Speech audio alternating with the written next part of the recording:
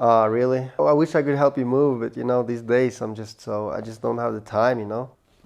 I really want to learn Chinese, but I don't have anyone to practice with, and speaking to someone online is just not. I used to have all the excuses, but at some point I realized that I'm just really lying to myself. It's not about not having time. If I really wanted to help my friend with moving, I could make the time. And if I really wanted to learn Chinese, then of course I'd find a way. So when I finally learned that this is more about prioritization and not all about time, my life completely changed. Okay, it didn't really change that dramatically, but these are a couple of things that I've learned from it.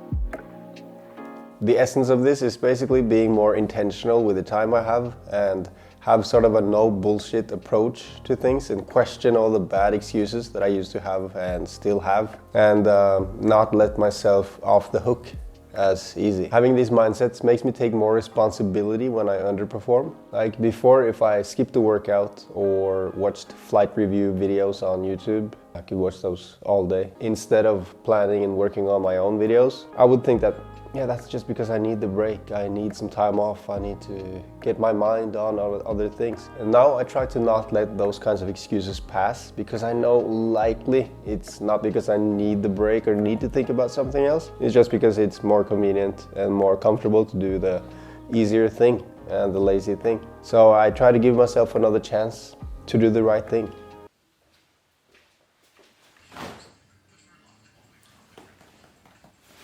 Sometimes I do, sometimes I don't. By no means am I any master at this at all. That goes for most of the things I talk about on this channel, but I work on them. By quitting all the excuses, I think I spend less time doing useless things and more time and more energy into things that really matters.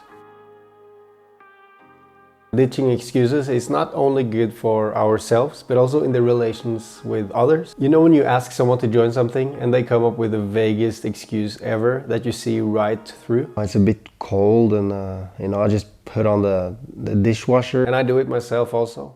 We all do it, I think. It is really difficult to just say no instead of coming up with an excuse. But I have a couple of friends who are just really good at just telling it as it is. They're not afraid to hurt anyone. They just say no if they don't feel like joining. No, Magna, I don't want to join you watching airplane videos. Well, they're weird. So that means that they only attend what they really want to.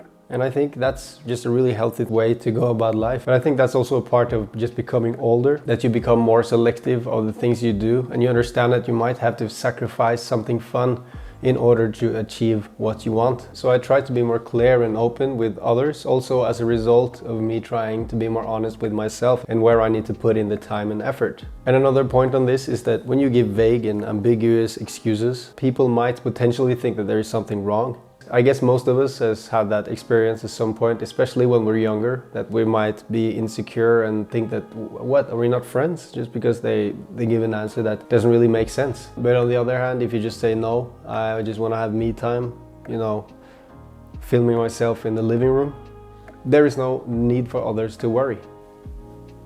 This is such a no-based video, but saying no to one thing means you say yes to something else. Less excuses, less bullshit, just get on with it. Now we should do something good, something great. If you don't feel like it, you can watch this. But I'm gonna do something productive